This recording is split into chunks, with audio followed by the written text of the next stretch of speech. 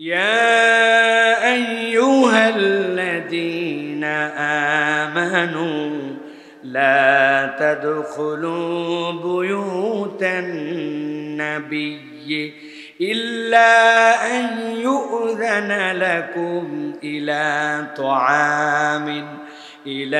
طعام غير ناظرين إناه ولكن إذا دعيتم فادخلوا فإذا طعمتم فانتشروا ولا مستأنسين لحديث আল্লাহ রাব্বুল আলামিন নবীজি সাল্লাল্লাহু আলাইহি সাল্লামের শান ও মানের দিকে কিয়ামত পর্যন্ত আগত মানুষের জন্য কুরআনুল কারীমের মধ্যে এমন একটা আয়াতে কারিমা অবতীর্ণ করলেন যে আয়াতে কারিমার মুখাতেব, যে আয়াতে কারিমার শানে নুজুলটা আল্লাহ নবী থাকা অবস্থায় হয়েছিল এবং শেষ হয়ে গেছে। কিন্তু আল্লাহ রাব্বুল আলামিন আয়াতে কারিমা দ্বারা চুপাইরের এই মানুষগুলার কাছে 1400 বছর পরে আল্লাহ বার্তা দিচ্ছেন। আল্লাহ বলছেন, ও দুনিয়ার মানুষ, আমি আমার হাবিবের প্রতি এমন একটা আয়াত দিলাম যে আয়াতের দ্বারা কিয়ামত পর্যন্ত আমার হাবিবের সম্মান আর দুনিয়ার মানুষের কতগুলা এটিকেট, এই শিক্ষা দীক্ষাটা আমি আমার বান্দাদেরকে দিতে চাই। মূল ঘটনা হচ্ছে আল্লাহ নবী সাল্লাল্লাহু আলাইহি সাল্লাম যখন হযরত যায়েনব রাদিয়াল্লাহু তাআলা আনহার সাথে বিবাহ হয়ে গেল, আল্লাহ নবী নিয়ত করলেন, এতদিন পর্যন্ত আমি আমার সাহাবীদেরকে বলেছি আউলিমু ওয়ালাউ বিশাতিন, তোমার যদি একটা ছাগলের বাচ্চা থাকে সেইটা দিয়ে হলেও তোমরা ওলিমা করো। নবীজি নিয়ত করলেন, মদিনায় আমার যত সাহাবা আছে তাদেরকে আমি একটু ওলিমার দাওয়াত খাওয়াবো। হযরত যায়েনবের বিয়ের পরে নবীজি সাল্লাল্লাহু আলাইহি সাল্লাম ওলিমার অনুষ্ঠান আয়োজন করলেন নিজের বাড়িতে।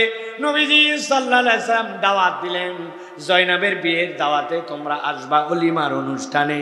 কিন্তু দেখা গেল কতগুলা মানুষ ওই দাওয়াতের রান্না এবং দাওয়াতের যে খাওয়ার নির্ধারিত সময় ছিল ওই সময়ের অনেক আগেই নবীজির বাড়িতে এসে হাজির হয়ে গেছে। ধরেন আপনাকে বলা হয়েছে বাদ জোহর আপনার জন্য খাবার টাইম, দুপুর 2টার সময় খাবার টাইম, কিন্তু আপনার বাড়িতে কতগুলা মানুষ সকাল 10টায় এসে হাজির। আবার একদল লোক বাদ জোহর খাওয়া শেষ, খাওয়ার পরেও আর যায় না, আসর গড়ায় মাগরিব পর্যন্ত যায়। চিন্তা করছে এরকম গল্প করার দিন পাওয়া যায় না, ওইখানে তারা গল্প করতে শুরু করছে। আল্লাহ রাব্বুল আমিন বলছেন, গভীর মনোযোগে খেয়াল করেন, আল্লাহ রাব্বুল আমিন বলছেন, দুনিয়ার মানুষ শোনো, ইয়া আইয়ুহাল্লাযীনা আমানু লা তাদখুলু বুয়ুতান নবী ইল্লা আন ইউযানা লাকুম ইলা তুআমিন গায়রা নাযিরিনা ইনাহ। এই দুনিয়ার মানুষ, আমি তোমাদের জন্য এটা নিষিদ্ধ করে দিলাম, নবীর বাড়িতে তোমরা অনুমতি ছাড়া প্রবেশ করতে পারবে না। মুফাসসিররা বলছেন, নবীজিকে এখানে খাস করার পরেও, ওই বিশেষ ঘটনার সাথে সম্পৃক্ত করার পরেও আল্লাহ রাব্বুল আলামিন কিয়ামত পর্যন্ত ঈমানদারদের জন্য এটা দায়িত্ব দিলেন, অনুমতি না নিয়ে কারো বাড়িতে প্রবেশ করা যাবে না। আমার আপন বোনের বাড়ি, আমার ভাইয়ের বাড়ি, আমার আত্মীয়র বাড়ি, আমার পরিচিত বাড়ি, আমার দোস্তের বাড়ি, আরে গেলে আমাকে কিচ্ছুই বলে না। আল্লাহ বলছেন ন ন ন, নিষেধ করে দেওয়া হলো, খবরদার খবরদার, অনুমতি ছাড়া কেউ বাড়িতে প্রবেশ করতে পারবে না। এখন কথা হচ্ছে অনুমতি নেওয়ার ধরন কি? আল্লাহ রাব্বুল আমিন কোরআনুল কারীমের মধ্যে সেটাও বলে দিয়েছেন, তোমরা যখন কেউ কারো বাড়িতে প্রবেশ করতে যাবা, প্রথম দায়িত্ব হচ্ছে আগে সালাম দিবা, আগে সালাম দিয়া তারপরে অনুমতি নিয়ে প্রবেশ করতে হবে। এইটা জেনারেল অনুমতি। আর একটা অনুমতি হচ্ছে, কোনো বাড়িতে কোনো আয়োজন যদি হয়, বিনা দাওয়াতে ওই জায়গায় হাজির হয়ে যাওয়া যাবে না। চিন্তা করছি আমি, আমাকে মনে হয় বলতে ভুলে গেছে, উনি ভুললেও কে আমি ভুলছি নাকি? আছে না এরকম পার্টি? উনারে দাওয়াত দেওয়া লাগে নাই, উনি নিজে নিজে চিন্তা করছে উনি ভুলে যেতেই পারে, এলাকার কোনো দাওয়াত মিস করে না, উনার এস্টিমেটের বাইরে যায়, হাজির হয়ে যায়। আছে না? আবার এমন সময় হাজির হয় যেই সময় উঠায়ও দেওয়া যায় না, বিব্রতকর অবস্থার মধ্যে পড়তে হয়। আল্লাহ ইমানদারদেরকে আদব শিখাচ্ছেন, খবরদার খবরদার বিনা দাওয়াতে যাবে না। আর জেনারেল যদি কারো বাড়িতে যেতে হয় তাইলে সালাম না দিয়া কারো বাড়িতে প্রবেশ করা যাবে না। ভালো করে যারা মুরব্বী আছেন একটু বুকে বল করে কথা বলবেন, যুবক না, মুরব্বী যারা আছেন বিভিন্ন জায়গায় তারা সালাম দেয়, বিভিন্ন জায়গায় তারা সালাম না দিলে আবার বিরক্ত হয়। ইয়াং যারা আছে এরা যদি মুরব্বীদেরকে সালাম না দেয়, মুরব্বীরা বলে ছেলে পেলে বেয়াদব হয়ে গেছে, বেয়াদব হয়ে গেছে, ছেলেরা সালাম দেয় না, বেয়াদব হয়ে গেছে। সব সময় কথা মুরব্বীদের মুখে শোনা যায়, কিন্তু আল্লাহ বলছেন তুমি যখন নিজের বাড়িতেও প্রবেশ করবে তখন তুমি সালাম দাও। একটু হাত তুলে উঁচু করে দেখান যাদের বয়স 70-এর উপরে হয়ে গেছে। আমি বাড়িতে ঢোকার আগে, কড়া নাড়ার আগে, বাড়িতে কলিং বেল দেওয়ার আগে আগে আমি সালাম দেই, আসসালামু আলাইকুম। ফাতেমার মা দরজা খোলো, আয়েশার মা দরজা খোলো, অথবা আসসালামু আলাইকুম, এরপরে দরজার কড়া নাড়ি। এইরকম অভ্যাস কি মুরব্বীদের আছে নাকি? মাশাআল্লাহ, 2টা মুরব্বী পাইছি, উনাদেরকে অন্তত চুমা দেওয়া দরকার, ঠিক কিনা?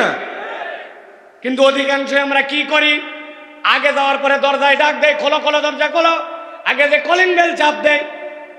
আর যদি এর উল্টা করেন, আপনি বাড়িতে যাওয়ার পরে যদি সালাম দেন, আসসালামু আলাইকুম ওয়া রাহমাতুল্লাহ, ফাতেমার মা দরজা খোলো, দরজা খুলে ফাতেমার মা বলবে অপরিচিত বাড়িতে আসছেন নাকি নতুন ভীমরতি? এই কথা ঠিক কিনা? কেননা এই কালচারটাই আমাদের মধ্যে নাই, এই প্র্যাকটিসটাই আমাদের মধ্যে থেকে উঠে গেছে।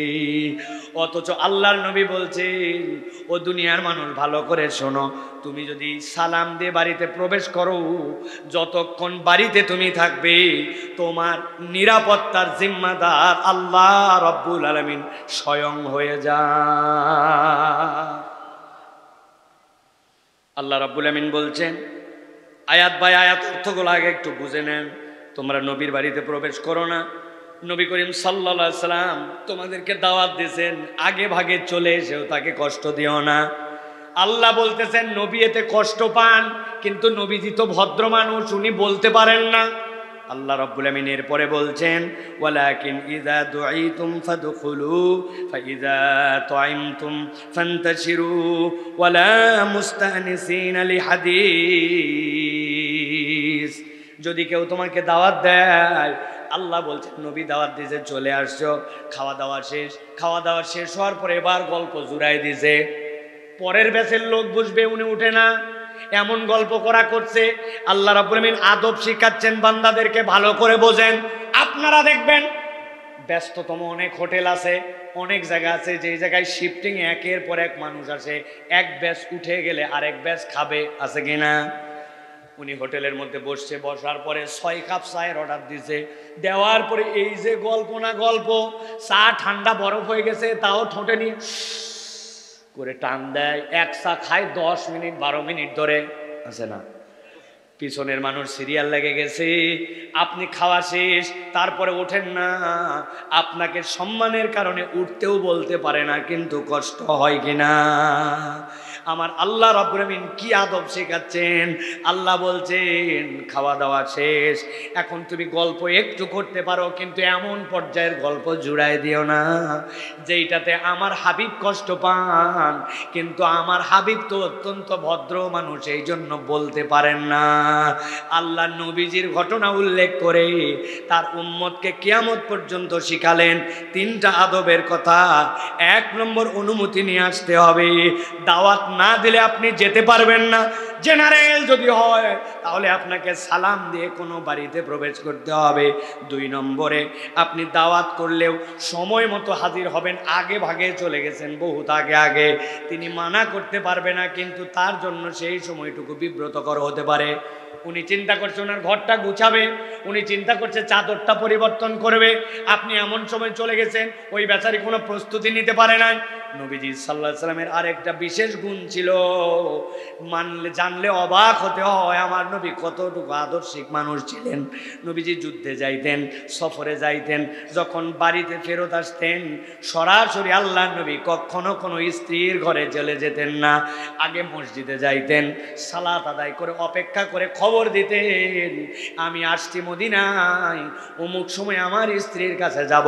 কেননা স্ত্রীদের অনেক সময় নিজেকে গুছানোর জন্য প্রস্তুতির সময় লাগে।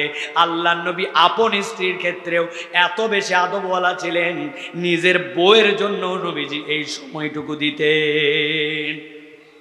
সুবহানাল্লাহি ওয়া বিহামদি। আল্লাহ রাব্বুল আলামিন এরপরে বলতেছেন, দুনিয়ার মানুষ ভালো করে বোঝো, আল্লাহ নবীর ব্যাপারে বলছেন ইন্না যালিকুম কানা ইউযিন নাবিয়্যা, তোমরা যদি এরকম করো আমার হাবিব কষ্ট পান। একটু গভীর মনোযোগ দেন, নবী এইগুলা কথা সাহাবীকে বলেন নাই। নবীজির কষ্ট হয় কি হয় না, কিন্তু নবীজির কষ্টটা বর্ণনা করতেছেন কে? আর একটু বলেন না কে? কথা আছে পরের দিকে, এই জন্য বলতেছি কথাগুলা হৃদয়ের মধ্যে ঢুকায় নেন। আল্লাহ বলতেছেন আমার নবীর খারাপ লাগে, আমার নবীর অস্বস্তি হয়, নবী বলেন নাই সাহাবীদেরকে একবারও, আল্লাহ স্বয়ং বলতেছেন। আল্লাহু আকবার। আলা দরজা, কি সম্মান, কি মর্যাদা, কি তার অবস্থান। আমার মাঝে মাঝে নিজের দিক দিয়েই বলি, উদাহরণ একটা, সারা দেশ ঘুরে বেড়াই, এখন হাজার জায়গার খাবার খাই, হাজার জায়গার পানি খাই, শরীর তো আস্তে আস্তে শেষ হয়ে গেল প্রায়, চাপ চাপ পাবলিকের চাপে শেষ। এখন সব জায়গার খোলা পানি যদি খায় একটু বিব্রত লাগে, কিন্তু যেই জায়গার মানুষ যেই অঞ্চলের পানি খায় ওই পানি তার কাছে বেস্ট, ঠিক না ভাই? হুজুর বলেন না আর আমাদের এলাকার পানি এত স্বাদ, এত সুন্দর, কোন এলাকার পানি এত সুন্দর হয় না। উনি হয়তো বাংলাদেশের সব এলাকায় যায় নাই, আমার 63টা জেলায় মাহফিল করার শেষ, কিন্তু উনি বলতেছে যেহেতু উনার এলাকার পানির স্বাদ। উদাহরণ দিয়ে বোঝানোর জন্য বলছি, আমার নিজের শরীর ঠিক রাখার জন্য এই জন্য আমি একটু চেষ্টা করি খোলা পানি না খাই, একটু বোতলের পানি খাওয়ার জন্য। কিন্তু আমার বড় লজ্জা লাগে যখন এই মানুষটা বলে আমাদের পানি সুন্দর, আমি তো বুঝি ওই বেচারে তো এই পানি খায়, আমি এমন কি হয়েছি যে ওই পানি আমার খাওয়া যাবে না, আমার বলতে লজ্জা লাগে। এই জন্য আমার সাথে যারা থাকে ওদেরকে বলা আছে, ভাই আমি যদি বলি কেমন দেখায়, তুমি একটু বলে দিও যে হুজুরের পেটের টেটের প্রবলেম হয়, এই জন্য একটুখানি পানির বোতলটা আপনারা দিয়েন, একটু ছোট 2 বোতল হলেও হবে, না হলে গাড়িতেও আছে ওখান থেকে নিয়ে আসে খাবো। কেন এটা বলে? কেননা আমার যে অবস্থান তার কাছে, ওই অবস্থানে এইটা বললে বেচারে ভুল বুঝতে পারে, আমার দিকে তাকায়, আমার সাথের লোকজন আমার কথা বলে, কেননা তারা আমাকে ভালোবাসে, আমার মর্যাদাটা, আমার প্রতি যে মায়া এইটা তাদের মধ্যে আছে, ঠিক না? আপনি একবার খেয়াল করেন, আসমান জমিনের মালিক আল্লাহ, যিনি নিজেকে বলতেছেন রব্বুল আলামিন, তিনি হচ্ছেন আপনার আমার মালিক। তিনি বলতেছেন ও দুনিয়ার মানুষ, তোমরা যদি নবীর বাড়িতে আগে যাও অথবা আমার হাবিবের বাড়িতে বসে বসে আড্ডাবাজি করো, এইটা তো আর 10টা বাড়ির মতো বাড়ি নয়। আল্লাহ রাব্বুল আমিন বলছেন তোমরা যা করতেছো, ইন্না যালিকুম কানা ইউযিন নাবিয়্যা ফায়াস্তাহি মিনকুম, আমার নবী লজ্জাশীল, লজ্জার কারণে বলতে পারে না, কিন্তু আমার হাবিব কিন্তু কষ্ট পায়। আল্লাহর নবীর কষ্ট স্বয়ং রব্বুল আলামিন বলে।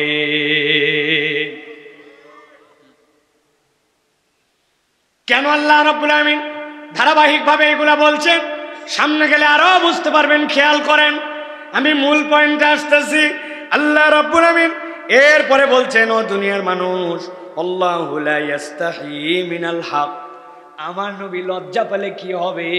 আমি আল্লাহ বলছি আমি সত্য কথা বলতে লজ্জা পাই না। আল্লাহু আকবার। আল্লাহ বলছেন আমি সত্য বলতে লজ্জা পাই না, আমার হাবিবের কষ্ট হয়, সাবধান হও তোমরা। ও মুসলমান, নবীর বাড়িতে একটুখানি অবস্থান করে বেশি গাল গল্প করলে নবীজির বাড়িতে দাওয়াত দেওয়ার আগ মুহূর্তে এসে যদি আল্লাহর নবী কষ্ট পান, লজ্জায় বলতে পারেন না, কিন্তু আল্লাহ বলছেন, আল্লাহ হকটা বলে দেন। ওই আল্লাহ বলছেন নবীর ইতাআত করো, নবীর সুন্নাত পালন করো। আর নবীকে যদি আপনি না মানেন, নবীর সুন্নতকে যদি আপনি অবজ্ঞা করেন, আল্লাহ রাব্বুল আমিন হক যেটা বললেন, আল্লাহ রাব্বুল আমিন সত্য বলতে আল্লাহ দ্বিধান্বিত হন না। তাহলে আল্লাহ রাব্বুল আলামিন যেই ব্যক্তি নবীর তরিকায় চলে না, নবীর সুন্নত পালন করে না, তার প্রতি কিরকম ক্রোধান্বিত হতে পারে? আল্লাহ রাব্বুল আমিন বলছেন, وما كان لكم أن تؤذوا رسول الله ولا أن تنكحوا أزواجه من بعده أبدا। আমি আল্লাহ বললাম, দুনিয়ার কোন মুসলমানের উচিত হবে না আমার নবীকে কখনো কষ্ট দেওয়া। আর আমি আল্লাহ হারাম করে দিলাম, আমার নবী যাদেরকে বিবাহ করেছেন, ওই নবী করিম সাল্লাল্লাহু আলাইহি সাল্লাম ইন্তেকালের পরে তারা বেঁচে থাকলেও কখনো উম্মাতুল মুমিনিন আর কেউ বিবাহ করতে পারবে না। রব্বুল আমিন নবীজির শান, নবীজির মর্যাদা, নবীজির মূল্যায়নে আল্লাহ নিজে এই বিধান নবীর জন্য আল্লাহর পক্ষ থেকে নাজিল করেছেন। সুবহানাল্লাহ। আল্লাহ রাব্বুল আলামিন এরপরে বলতেছেন, ইন তুবদু শাইআন আও তুখফুহু ফাইন্নাল্লাহা কানা বিকুল্লি শাইইন আলিমা। ও বান্দারা, তুমি যদি কিছু প্রকাশ করে দাও অথবা তুমি যদি কিছু গোপন করে রাখো, তোমার প্রকাশিত অপ্রকাশিত সব বিষয়ের খবর কিন্তু আল্লাহ জানেন। এতগুলো আয়াতে কারিমা বলার পর আল্লাহ এই কথা কেন বললেন? মুফাসসিররা ব্যাখ্যা করছেন, এই আয়াতে কারিমা মূলত মুনাফিক মার্কা উম্মতে মুহাম্মাদির জন্য, যারা উপরে উপরেই আল্লাহ নবীর উম্মতে মুহাম্মাদি দাবি করে, কিন্তু আমার নবীর জন্য তার দিলের মধ্যে প্রকৃত ভালোবাসার মহাব্বত নাই। আল্লাহ রাব্বুল আলামিন এরপরে বলছেন, লা জুনাহা আলাইহিন্না في آبائهن ولا أبنائهن ولا إخوانهن ولا أبناء إخوانهن ولا أبناء أخواتهن ولا نسائهن ولا ما ملكت أيمانهن واتقين الله إن الله كان على كل شيء شهيدا।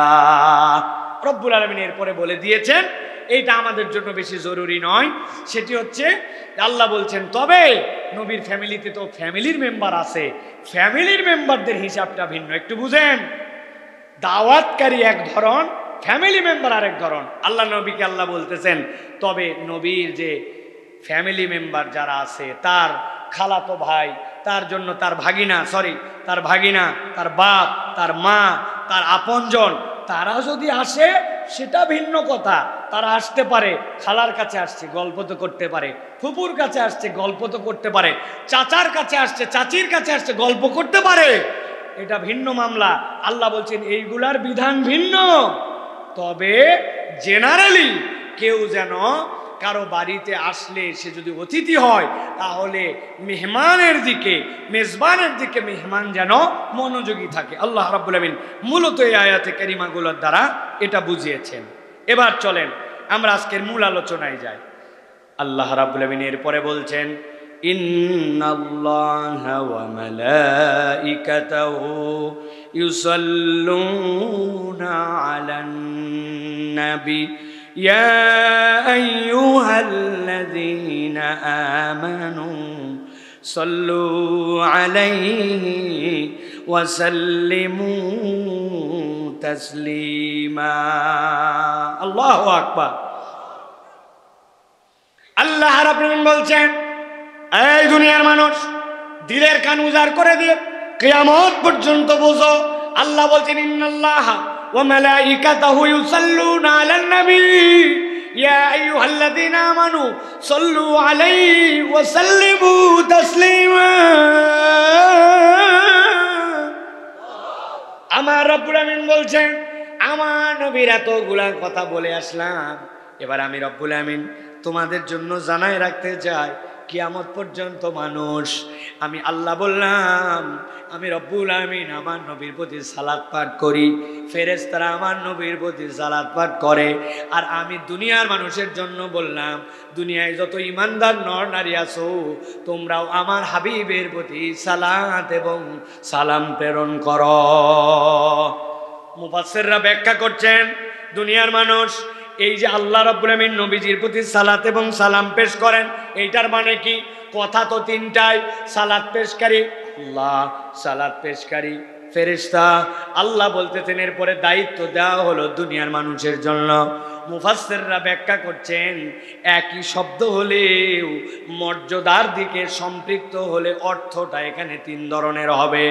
আল্লাহ রাব্বুল আমিন আল্লাহ রাব্বুল আমিন সালাত পেশ করেন মানে কি? আল্লাহ রাব্বুল আমিন নবীর প্রতি রহমত বর্ষণ করেন। সুবহানাল্লাহ বলেন। আল্লাহ বলতেছেন ওয়া মালাইকাতাহু, সালাত মানে হচ্ছে এরা আল্লাহর পক্ষ থেকে নির্দেশিত হয়ে নবীর জন্য আল্লাহর কাছে মর্যাদা বৃদ্ধির ইস্তেগফার এক সেকেন্ডের জন্য বন্ধ করে না, সব সময় করতেই থাকে। আল্লাহ বলছেন এরপরে 3 নম্বর দায়িত্ব হচ্ছে ইয়া আইয়ুহাল্লাযীনা আমানু সাল্লু আলাইহি ওয়া সাল্লিমু তাসলিমা। যখন মানুষের সাথে এটা সম্পৃক্ত হবে, তখন মানুষের দায়িত্ব হচ্ছে আল্লাহ যেই রহমত নবীর প্রতি বর্ষণ করেন, মানুষ ওই রহমতের কামনাটা নবীর জন্য রাত দিন যখন সুযোগ পাবে তখনই সে করতে থাকবে। এখন জিজ্ঞাসা আয়াতে কারিমার আলোকে, একজন মানুষ ঠিক কি কি গুণাগুণ থাকলে, কি কি বৈশিষ্ট্যের কারণে আপনার আমার হাবিবের প্রতি আপনাকে আমাকে অনবরত দরুদ এবং সালাম পেশ করতে হবে? কেন নবীর প্রতি সালাত এবং সালাম পেশ করা আমাদের দায়িত্ব?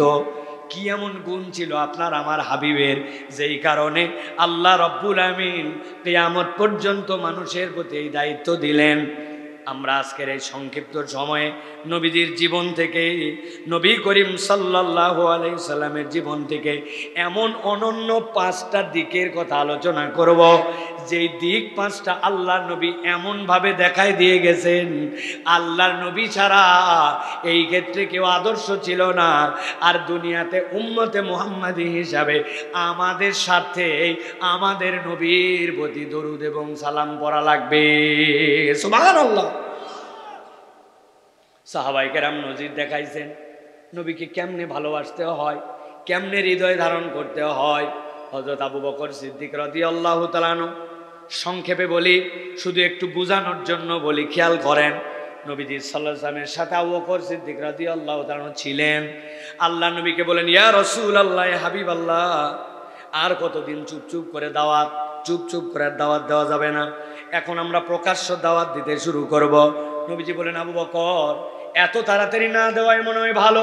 বলেন, ইয়া রাসূলুল্লাহ, না, হক আর কতদিন চেপে থাকবে, আমরা দাওয়াত দিব, ঘটনা সকলেই জানেন। কিন্তু এর মধ্যে ছোট্ট একটা লাইন আছে, ওইটা কেবল বোঝানোর জন্য আপনাদেরকে বলতেছি প্রিয় ভাইয়েরা। আবু বকর দাওয়াত দিলেন, মক্কার লোককে বললেন, এক কালেমার নিচে আসো তোমরা, আর যেইগুলা মূর্তির পূজা করে এইগুলা ছেড়ে দাও।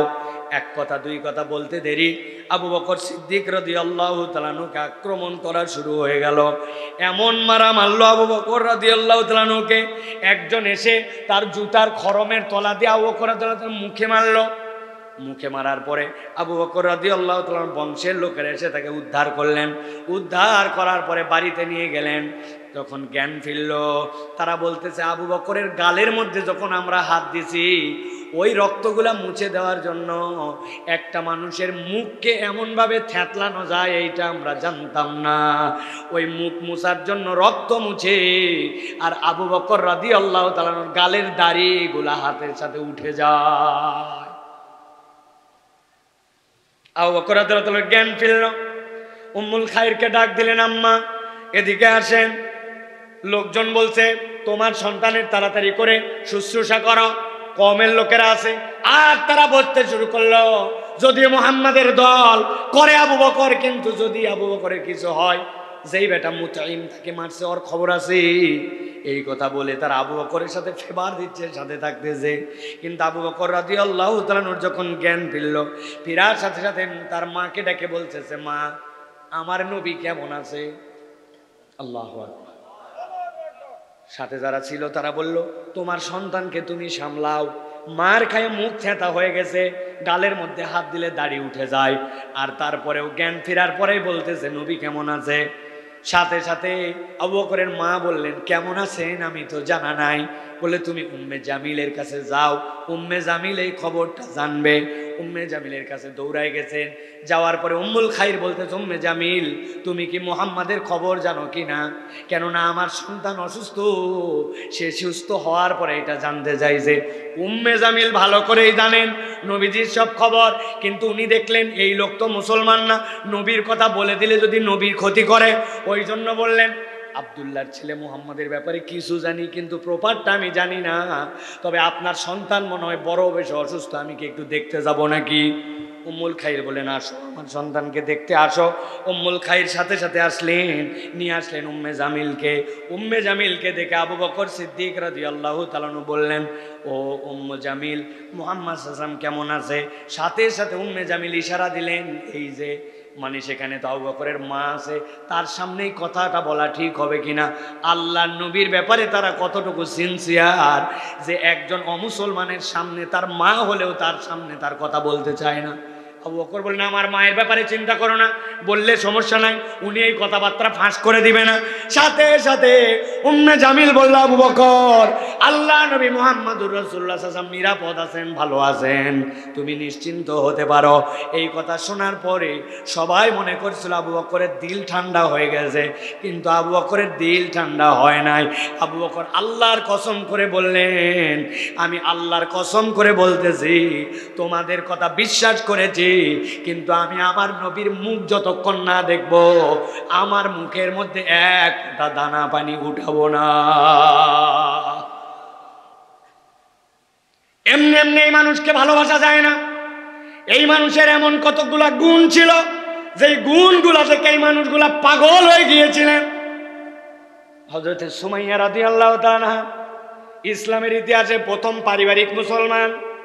কেউ জানি না তো আমরা, কত গল্প শিখছি, কত ঘটনা জানি, কিন্তু হযরত সুমাইয়া আর তার পরিবার যে প্রথম ঈমান আনলো, ওই সুমাইয়া রাদিয়াল্লাহু তাআলা ঈমান এবং সুমাইয়া রাদিয়াল্লাহু তাআলার শাহাদত পর্যন্তই আমরা মনে করছি শেষ। কিন্তু হযরতে সুমাইয়া রাদিয়াল্লাহু তাআলার শাহাদত ছাড়াও আল্লাহ রাব্বুল আমিন এই পরিবারের মধ্যে এমন কতগুলা বিষয় এনেছিলেন, এই পরিবারের মধ্যে এমন কতগুলা ঘটনা আল্লাহ রাব্বুল আমিন ঘটিয়েছিলেন, যেইগুলা কিয়ামত পর্যন্ত মানুষের জন্য শিক্ষণীয় হয়ে আছে। কিয়ামত পর্যন্ত মানুষ যদি আল্লাহর নবীকে কেন আমি ভালোবাসি, কেন আমি ভালোবাসবো, কেন আল্লাহ বললেন ইন্নাল্লাহা মালাইকাতু ইউসাল্লুনা আলান নবী, ওই দায়িত্ব কেন আল্লাহ রাব্বুল আমিন মানুষকে দিলেন দুনিয়ার বুকে, আমরা যদি দেখি তাহলে একের পর এক দীর্ঘ ঘটনা। আমি কেবলমাত্র মূল প্রসঙ্গে আপনাদের হৃদয়টা যেন একটু জমে, এই জন্য দুই একটা কথা বলতেছে। হযরত সুমাইয়ার ফ্যামিলি, আম্মার আর ইয়াসির হচ্ছে তার দুইটা, ইয়াসার হচ্ছে তার স্বামী আর আম্মার হচ্ছে তার সন্তান।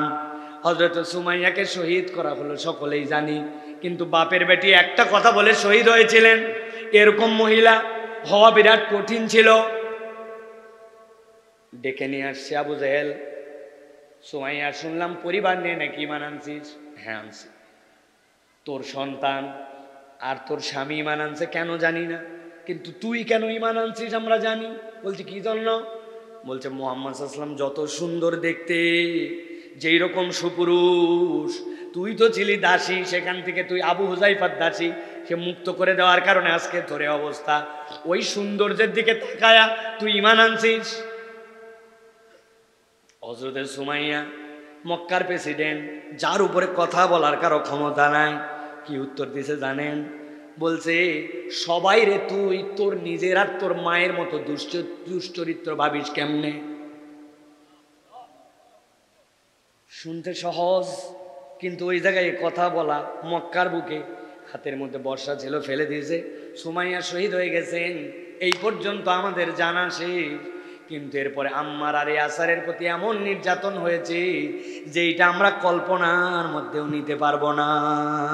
হযরত ইয়াসারকে কেবল একটা কথাই বলেছে, একবার খালি এই যে বুকের মধ্যে তোরে চাপায় রাখা হয়, একবার খালি মুহাম্মদ সাল্লাল্লাহু আলাইহি ওয়াসাল্লামকে বাজে কথা বলে গালি দাও, তোমাকে মুক্ত করে দেওয়া হবে। উনি পাগল হয়ে গেছেন, অজ্ঞান হয়ে গেছেন, তারপরে মুখে কখনো আল্লাহ নবীর বিপক্ষে কিছু কথা বলেন নাই। একবার ভাবেন তো হৃদয়ের মধ্যে কি এমন ঢুকে গিয়েছিল, নবীর মধ্যে কি এমন ছিল যেইটার কারণে এই মানুষগুলা এত অত্যাচারের মুখেও আল্লাহ নবীকে ছাড়ে নাই, একটা কটু বাক্য পর্যন্ত বলে না। আল্লাহু আকবার। গুণের কোনো শেষ নাই, কিন্তু আজকে আপনাদের কাছে চারটা কথা বলবো। কয়টা কথা বলেন? কয়টা? হাতগুলা রেডি করেন। এই চারটা জিনিস আমাদের হৃদয় নেওয়া লাগবে। কয়টা? হাত রেডি, নিচে নামান। কয়টা গুণের কথা বলবো? চারটা। হাত উঁচু করে দেখাতে হবে, হাত নামান। গুণের কথা বলবো কয়টা? হাত সকলে তুলে নাই। আরেকবার রেডি হন, হাত নামান, বলেন কয়টা? আরেকবার চান্স দেব, হাত নামান। কয়টা? আলহামদুলিল্লাহ। এই চারটা গুণ বলতে যদি 20 মিনিট লাগে, আছেন তো আপনারা? আছেন ইনশাআল্লাহ? আমার শ্রোতা কিন্তু ইয়াংরা, ঠিক কি না? আমার ইয়াং যারা, তারা আমার রেগুলার শ্রোতা। আল্লাহ রাব্বুল আলামিন এখানে প্রচুর ইয়াংকে এনেছেন, আর মুরব্বীরা হচ্ছেন আমাদের জন্য নিয়ামত। উনারা থাকলে আমাদের বরকত, ঠিক কি না? যুবকরা আসো তো ভাই, কারা কারা আসো? 2 হাত উঁচু করে একটু দেখান, টান করে তুলেন, টান করে। হয় নাই? হাত শক্ত করে। এই পিচ্ছি, হাত তোলা বেটা। হ্যাঁ, বসো বসো, হাত শক্ত করে তোলেন। 2 হাত, 2 হাত। দেখেন তো ডানে বামে তাকায় কারা কারা হাত উঠাতে পারে নাই। দেখেন চেহারাগুলো দেখে নেন। হ্যাঁ, কারা কারা হাত উঠাতে পারে নাই? কেন পারে নাই জিজ্ঞাসা। হাতটা এরকম করেন, এরকম উল্টা দিকে, উল্টা দিকে, উল্টা দিকে, এই যে এরকম, এরকম পারছেন? এবার পিছন দিকে টান দেন জোরে জোরে। হ্যাঁ, মাশাআল্লাহ। এবার হাত সোজা করেন, সোজা সোজা।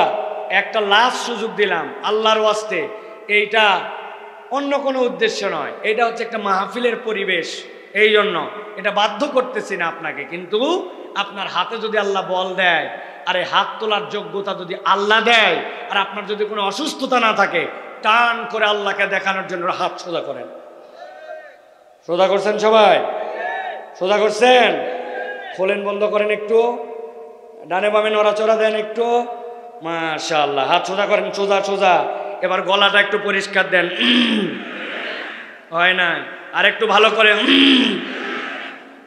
এবার আমরা আকাশ বাতাস মুখরিত করে একটা তাকবীর দিতে চাই। পারবেন ইনশাআল্লাহ? পারবেন? যারা পারবেন তারা হাত নামায় বুক বরাবর নেন, বুক বরাবর। আকাশ বাতাস মুখরিত করে তাকবীর দিতে পারবেন যারা, বুক এই বরাবর নিছেন, বুঝে হাত নামাইছেন তো? মানে আমি পরে বলবো লিল্লাহে তাকবীর, আপনি বলবেন আল্লাহ আকবার। এইরকম লোককে নামাতে বলি নাই, এরা হাত তুলেই থাকবে। এরা, আপনি স্বীকার করছেন যে আপনি এরকম একটা বলিষ্ঠ তাকবীর দিতে পারবেন। পারবেন ইনশাআল্লাহ? বাহিরে এখনো কিছু মানুষ আছে, ওরা মনে করছে ভিতরে বোধহয় লোক নাই, আসলে যে ভিতরে জায়গা নাই ওরা জানে না, ঠিক কি না? পারবেন একটা তাকবীর দিতে? পারবেন? পারবেন? যারা পারবেন তারা বলেন আল্লাহুম্মা আমিন। হয় না? আর একটু জোরে বলেন আল্লাহুম্মা আমিন। রেডি সবাই? রেডি? যখন লিল্লাহে তাকবীর বলবো, হাত দুটো উপর দিকে তুলে আল্লাহু আকবার বলতে হবে। পারবেন না ইনশাআল্লাহ? রেডি? এদিক চালান যাবে না, উপর দিকে। ওদিক চালালে তো আমার খবর আছে, ঠিক না ভাই? রেডি তো ইনশাআল্লাহ? আমি আস্তে করে বলবো, আপনারা জোরে করে বলবেন। রেডি সবাই? দেখে একটু তাকবীর দেন। লিল্লাহে তাকবীর, লিল্লাহে তাকবীর। আল কোরআনের আলো, আল হাদিসের আলো, তোমার নেতা আমার নেতা, তোমার নেতা আমার নেতা, আলেম ওলামা যেখানে, আলেম ওলামা যেখানে, লিল্লাহে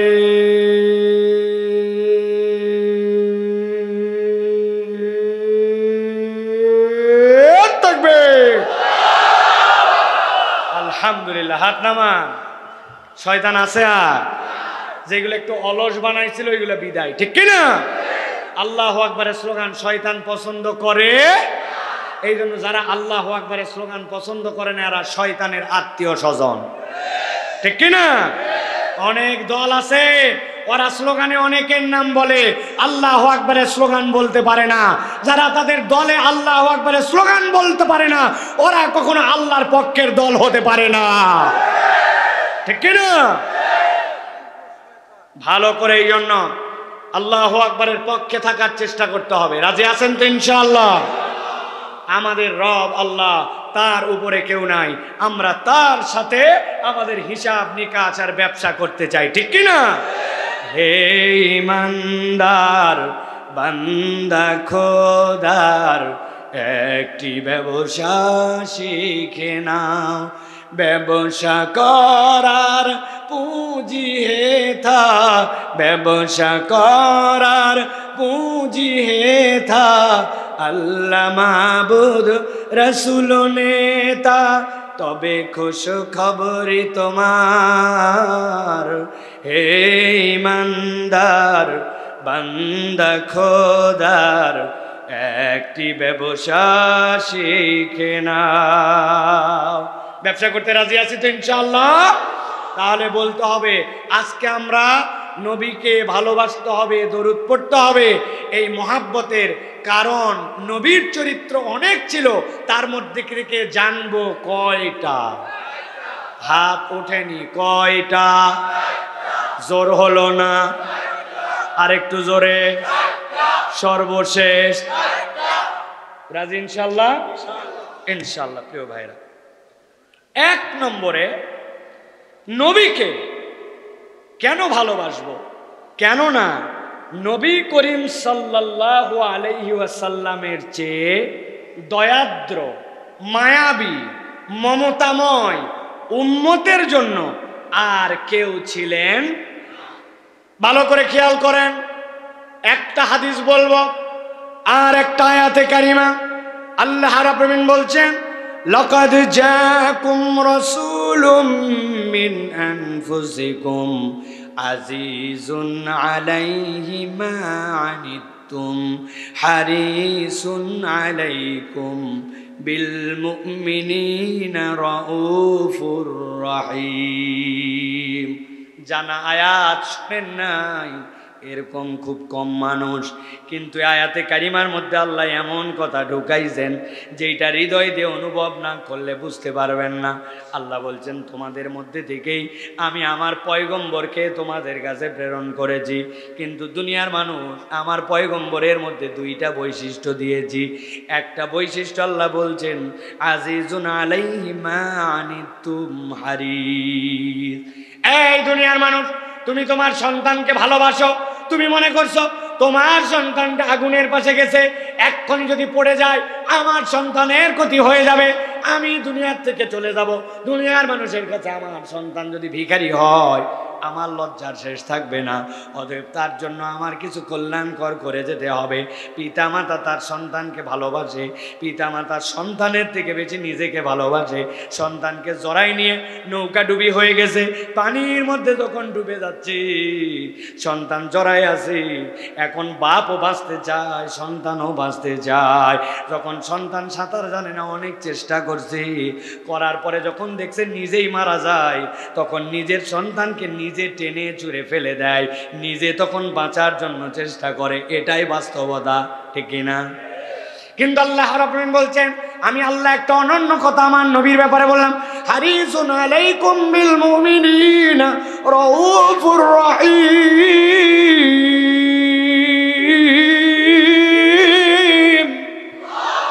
এই দুনিয়ার মানুষ, আমি আল্লাহ বললাম, তুমি তোমাকে যতটুকু ভালোবাসো আমার হাবিব সাল্লাল্লাহু আলাইহি সাল্লাম তোমার নিজের থেকেও তোমাকে বেশি ভালোবাসেন।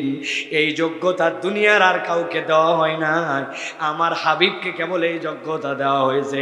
তিনি নিজেকে যতটুকু না ভালোবাসেন, একটা মানুষ নিজেকে তার জন্য যতটুকু কল্যাণকর আর প্রচেষ্টার জন্য উদ্গ্রীব হয়, আল্লাহ নবী তার থেকে তোমার থেকেও তোমাকে বেশি ভালোবাসেন। আল্লাহু আকবার। আল্লাহ বলছেন তিনি হচ্ছেন রউফুর রহিম। আল্লাহর পক্ষ থেকে দেওয়া এই গুণটা তার মধ্যে ছিল। হযরতে সাহাবী কাতাদা রাদিয়াল্লাহু তাআলা আনহু বলছেন, আমি এক রাত্রে নবীজি সাল্লাল্লাহু আলাইহি ওয়াসাল্লামের কাছে ছিলাম, সারা রাত নবীজির পাশে থাকলাম। অবাক হয়ে দেখলাম সারা রাত নবীজি কেবল একটা আয়াতে কারিমা দিয়ে 4 ঘন্টা নামাজ পড়ছেন, 2 রাকাত। সুবহানাল্লাহ বলেন। ফজরে যখন বেলাল রাদিয়াল্লাহু তাআলা আসলেন, আসার পরে বলতেন, ইয়া রাসূলুল্লাহ, ইয়া হাবিবাল্লাহ, ফজরের আযান হয়ে গেছে, এখন জামাতের দিকে যাওয়া লাগবে। হযরতে কাতাদা বলতেছেন, আমি সাথে সাথে আল্লাহর নবীকে বললাম, ইয়া রাসূলুল্লাহ, ব্যাপারটা কি? সারা রাত এক আয়াত দিয়ে পার করে দিলেন। হযরতে কাতাদা বলতেছেন, নবীজি কোন আয়াত পড়ছিল জানো নাকি? নবীজি সারা রাত পড়ছেন, ইন তুআযিবুহুম ফাইন্নাহুম ইবাদুক ওয়া ইন তাগফির লাহুম ফাইন্নাকা আনতাল আজিজুল হাকীম। ও আমার আল্লাহ, আপনি যদি তাদেরকে শাস্তি দেন, আমার উম্মতকে যদি শাস্তি দেন, আপনি তো দিতেই পারেন, কেননা আপনি তাদের রব। আর আপনি যদি তাদেরকে ক্ষমা করে দেন, আপনি মহাপরাক্রমশালী, আপনার কাছে ধরার কেউ নাই। কাতাদা বলছেন, নবী সারা রাত এক আয়াতে কারিমা পড়লেন, ব্যাপারটা কি? আল্লাহ নবী সাথে সাথে বলছেন, ও আমার সাহাবী, আমি এমনি এমনি আয়াতে কারিমা পড়ি নাই, এইটা পড়ছি আর আল্লাহর কাছে একটা কথা বলছি, ইন্নী সাআলতু শাফাআত লি উম্মতি, আমি আমার উম্মতের শাফাত আল্লাহর কাছে চাইছি। আল্লাহ, আর কিছু হোক না হোক, আমার উম্মত গুনাহগার, আমার উম্মত খাতাকার, আমার উম্মতের ভুল সব থাকবে, কিন্তু আমি আপনার কাছে কেবল একটা আবেদন করছি, আল্লাহ, আপনি আমার উম্মতের জন্য আপনি আমাকে শাফাত করার অনুমতি দিয়ে দেন। আল্লাহ রব্বুল আলামিন ফজরের এক মুহূর্তে কাতাদা কি বলছেন আমাকে জানো? আল্লাহ নবী বলছেন, ওয়াহিয়া নাইলাতুন, আল্লাহ ফজরের আগ দিয়ে আমার এই সারা রাতের নামাজের বদৌলতে আল্লাহ রব্বুল আলামিন এইটা মঞ্জুর করে দিয়েছে। নবীজি বলছেন, তবে কার জন্য মঞ্জুর হয়েছে? লিমাল্লা ইউশরিক বিল্লাহি শাইআ, আল্লাহ বলছেন আপনি সকলের জন্য, যার মন চায় তার জন্য, আপনার উম্মতের জন্য শাফাত করবেন। তবে আমল নামার মধ্যে যদি তার শিরিক থাকে, মুশরিকের জন্য আপনি এটা করতে পারবেন না। এর দ্বারা আল্লাহ রব্বুল আলামিন বুঝালেন, ঈমান আছে যার, আল্লাহ রব্বুল আলামিনের নবীর শাফাত পাওয়ার অধিকার আছে তার। সুবহানাল্লাহ। কে ভাবছে আপনার জন্য আমার জন্য? নবী এইটা ভাবছেন। নবী করিম সাল্লাল্লাহু আলাইহি সাল্লাম যিনি আপনার আমার জন্য শাফাত করবেন, সিজদায় পড়ার পরে আল্লাহ বলবেন, ইরফা রাসাক, মাথা উঠাবেন। এরপরে দুনিয়ার কোনো পয়গম্বর যখন কথা বলতে পারবে না, আপনার আমার জন্য আল্লাহর কাছে সুপারিশ করবেন। আল্লাহ বলছেন, ইন্নাল্লাহা ওয়া মালাইকাতাহু ইউসাল্লুনা আলান নবী ইয়া আইয়ুহাল্লাযীনা আমানু সাল্লু আলাইহি ওয়া সাল্লিমু তাসলিমা। আমি ঈমানদারকে দায়িত্ব দিলাম সর্বদা তোর নবীর জন্য, এই জন্য তোকে আল্লাহর কাছে রহমতের দোয়া করতে হবে, ঠিক কি না? নবীজি বলছেন, কেউ যদি আল্লাহর কাছে আমার ব্যাপারে রহমতের দোয়া করে, কমসে কম 3টা ফায়দা পাবে। কি পাবে? আল্লাহ নবী বলছেন, মান সাল্লা আলাইয়া মাররাতান সাল্লাল্লাহু আলাইহি আশারা, কেউ যদি আমার প্রতি একবার দরুদ পড়ে, আল্লাহ 10টা রহমত তৎক্ষণাৎ তার আমলনামায় দিয়ে দেন।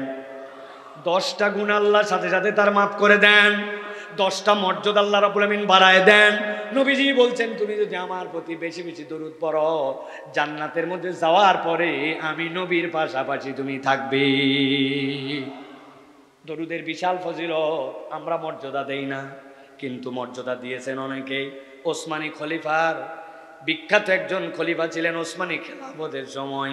ওই খলিফা আল্লাহ নবী সাল্লাল্লাহু আলাইহি সাল্লামকে এত মহব্বত করতেন, আল্লাহ নবী সাল্লাল্লাহু আলাইহি সাল্লামকে এত ভালোবাসতেন, উনি নিজের উপরে নির্ধারণ করে নিয়েছিলেন, আমার দুনিয়া একদিক, যা হোক না কেন আমি প্রত্যেক দিন নবীজির প্রতি ঘুমানোর আগে 100 বার কমসে কম আমি আল্লাহ নবীর প্রতি দরুদ এবং সালাম পেশ করব।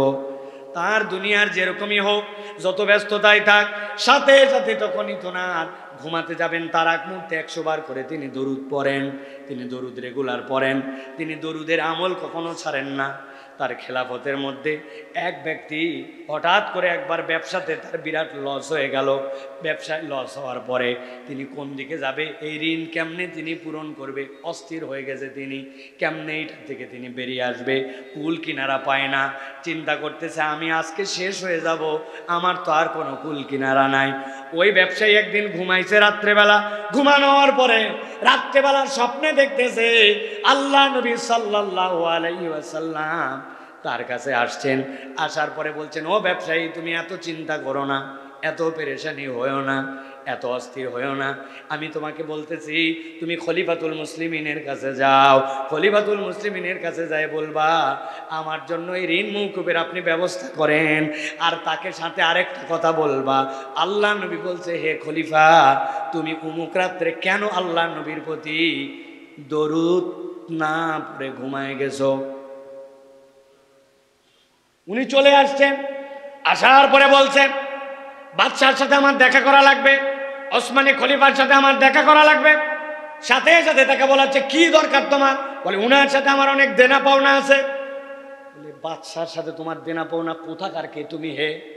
বলতেছে আমি যেই হই না কেন অত্যন্ত গুরুত্বপূর্ণ একটা গুরুত্বপূর্ণ কথাও তার সাথে আছে। বলে আমার কাছে বলো, আমি তার কাছে বলে দিব। বলছে না তোমার কাছে বলার মতো সুযোগ নাই, বরং এই কথা আমাকে এমন একজন বলেছেন তার কাছেই বলতে হবে, প্রয়োজন আমাকে গার্ড দিয়ে তুমি নিয়ে যাও। তাকে শেষ পর্যন্ত বাদশার কাছে নিয়ে যাওয়া হয়েছে। যাওয়ার পরে খলিফার কাছে যাওয়ার পরে বলছে খলিফা আমি বড় বিপদে, গত রাত্রে আমি যখন শুয়েছি, শোয়ার পরে এই চিন্তার মধ্যে আছি, এমন সময় আমি নবীজি সাল্লাল্লাহু আলাইহি ওয়াসাল্লামের কণ্ঠ শুনেছি। আর নবীজি বলছেন আপনার কাছে যেতে সাথে সাথে বলছেন খলিফাকে বলো হে খলিফা তুমি কেন নবীজির প্রতি দরুদ না পড়ে অমুক রাত্রে ঘুমায় গেছিলে।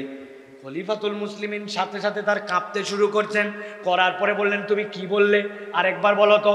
বলছে নবীজি বলছেন খলিফাকে বলো হে খলিফা তুমি কেন অমুক রাত্রে নবীর প্রতি দরুদ না পড়ে ঘুমায় গেছো।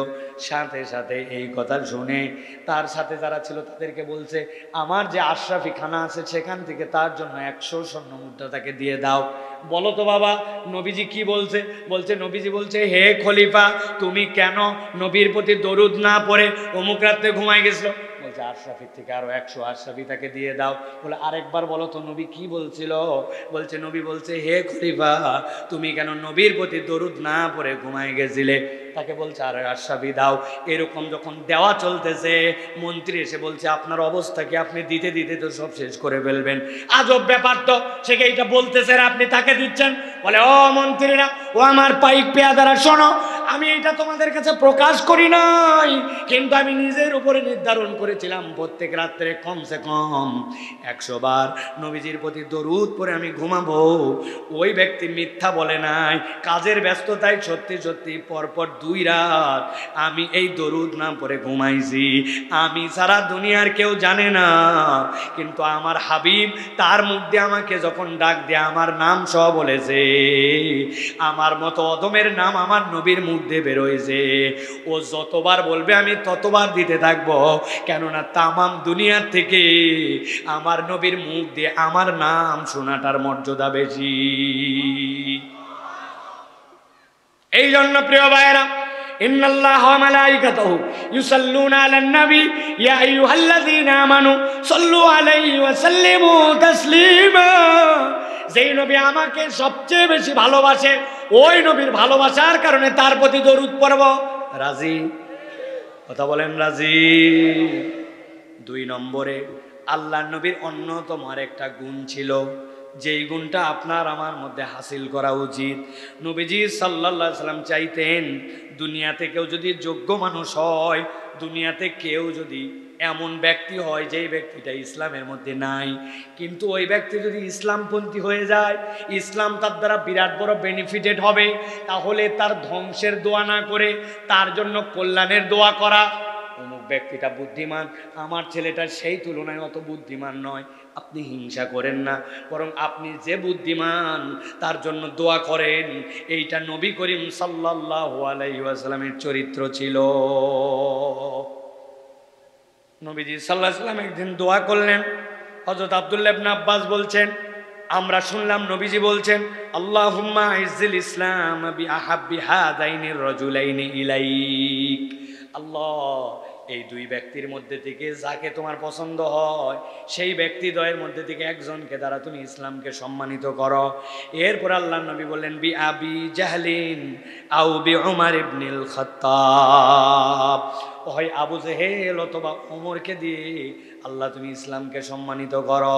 মুহাদ্দিসরা ব্যাখ্যা করছেন আবু জেহেল যে নসিবে খারাপ তার প্রমাণ কি?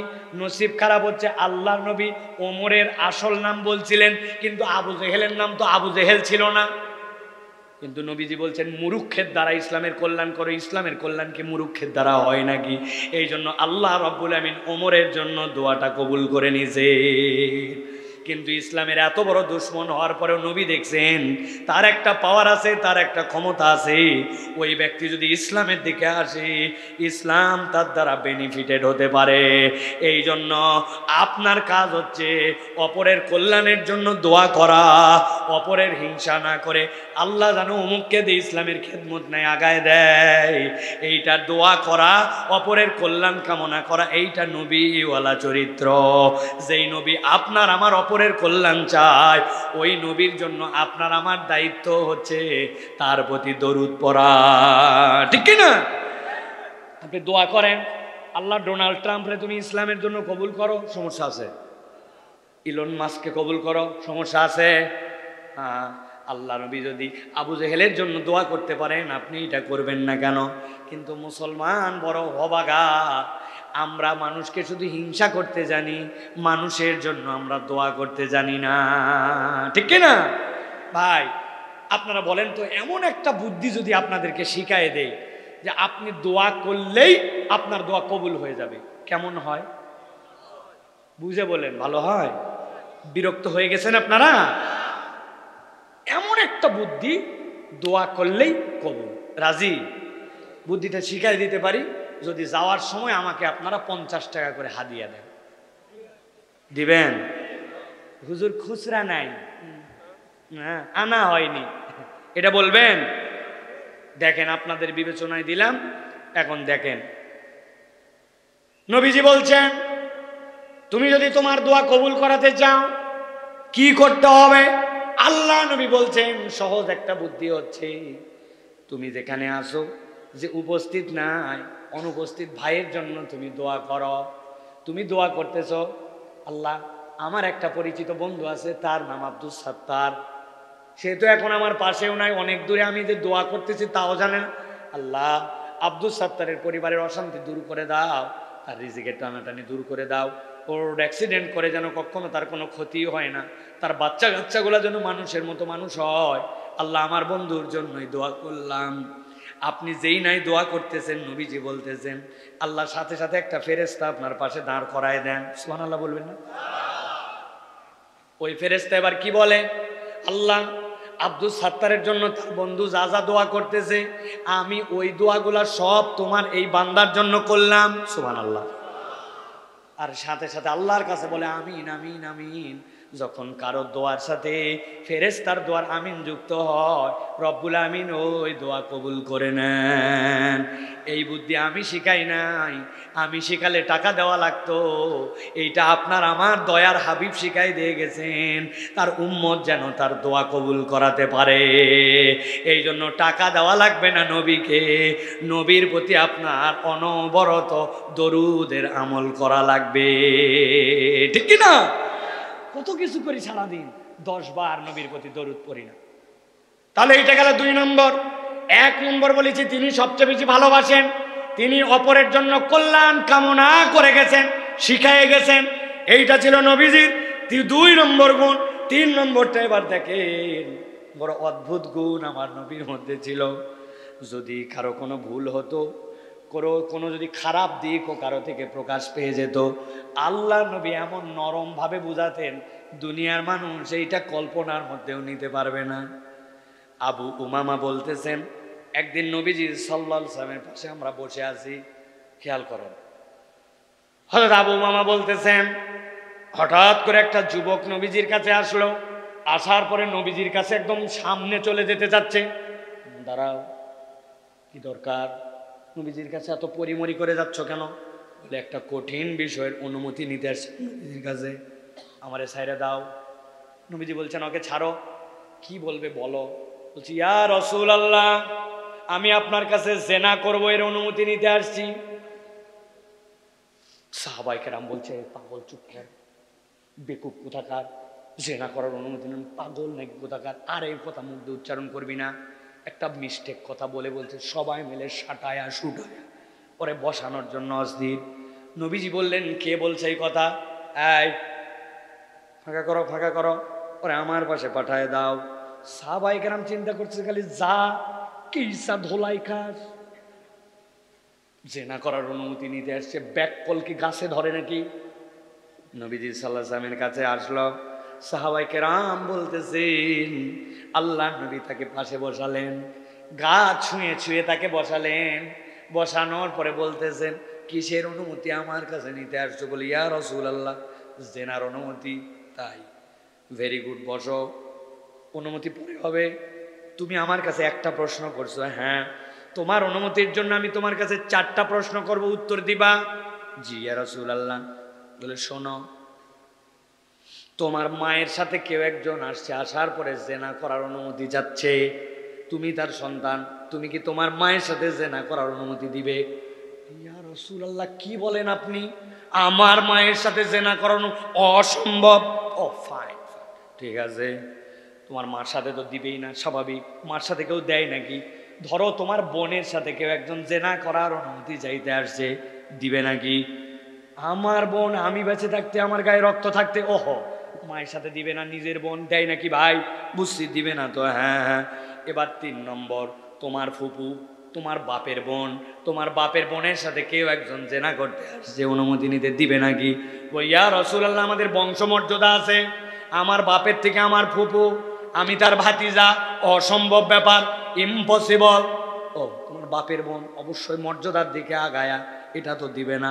তবে এবার যেটা বলবো এটা মনে হয় দিবে, তোমার খালা, খালার সাথে কেউ একজন বলছে জেনা করা, আমার মা, আমার মায়ের বোন, আমার মায়ের সম্মান, আমার খালার সম্মান, অসম্ভব ইয়া রাসূলুল্লাহ। ভালো করে খেয়াল করেন নবীজি কেমনে আটকাইছেন থাকে। একটা মানুষের সম্পর্কের 4টা লেয়ার থাকে, মা, মায়ের দিক থেকে খালা, বাপ, বাপের দিক থেকে ফুপু, আর নিজের দিক থেকে বোন। এই 4টা মহিলা হচ্ছে যদি আটকায় যায়, দুনিয়ার সব মহিলা এর পরের স্তরে চলে আসবে।